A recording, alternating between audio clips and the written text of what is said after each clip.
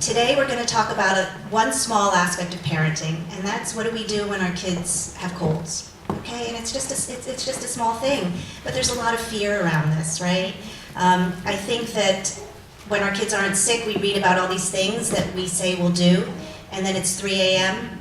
and your kid has a fever, and it's starting to climb, and your heart starts racing, and before you know it, and you're sort of cursing yourself, but you're reaching for the Tylenol. When you're born, unless you have something which is a very specific condition that you're born with, I believe that children are born with what they need, right? You are born with everything that you need to be healthy and robust. And the body is well and wants to stay well. I have a bias against medical interventions. I believe that at best, they're unnecessary, and I feel at worst, they cause major harm. So we have these things called symptoms, right? Like fever and coughing and diarrhea and vomiting. And we are trained when we see them to go, get rid of them, right? Like we can't stand our children being uncomfortable. And so we suppress them.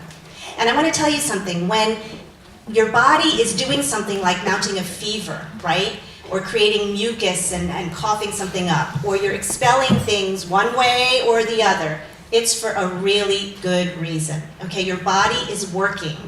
It has all the cold fighters out there doing their job, and they're on it. And so when you take an antibiotic, when you take cold medicine, when you take Tylenol, what you're telling your body is, don't worry about it. Stand down, cold fighters. It's okay that these bad guys are in there.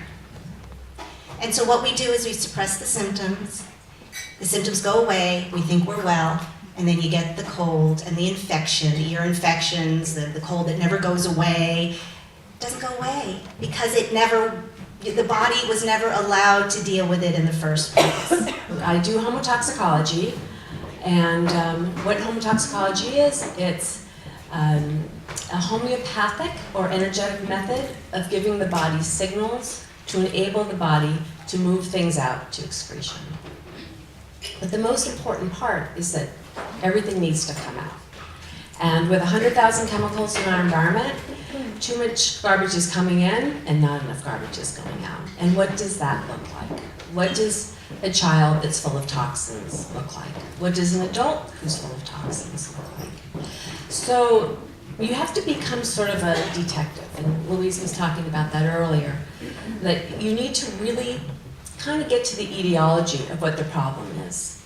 Because if you're going to your regular pediatrician, most of our mainstream medical practices are based on suppressing symptoms. There's also a light that needs to be shined on the unintended consequences, as we've been discussing, the unintended consequences of these interventions. And the reason that's such an important concept now is because of what we understand about the nature of our individual immune systems, right? So we thought with the Human Genome Project finished in 2002 that we'd have it like all figured out, right? We learned basically nothing. And the reason we learn nothing is because 25,000 genes don't explain how and why we're all sick in all the weird and different ways that we are.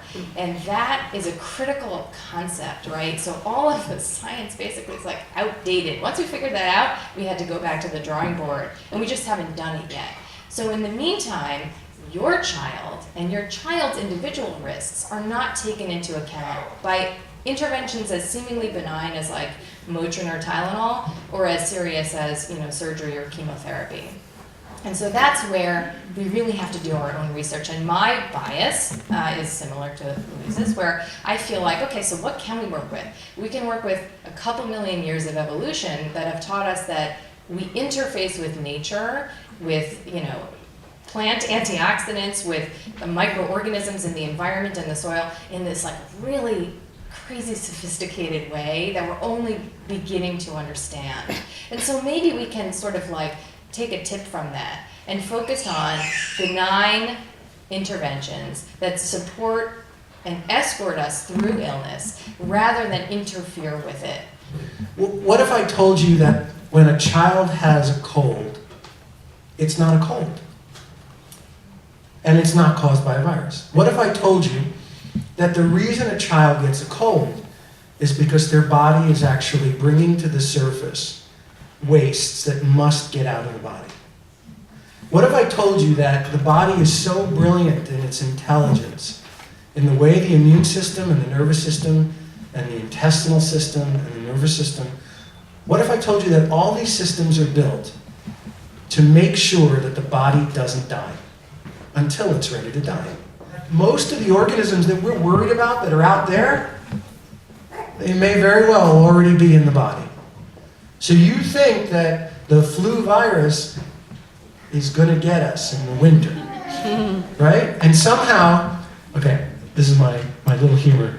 Somehow, the flu virus is sitting at the Pacific Ocean in October, waiting for November, because the flu viruses know when it's November.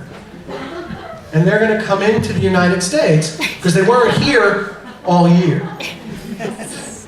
When an older child, when an infant older than 3 months, or young children are sick, you just want to hydrate them.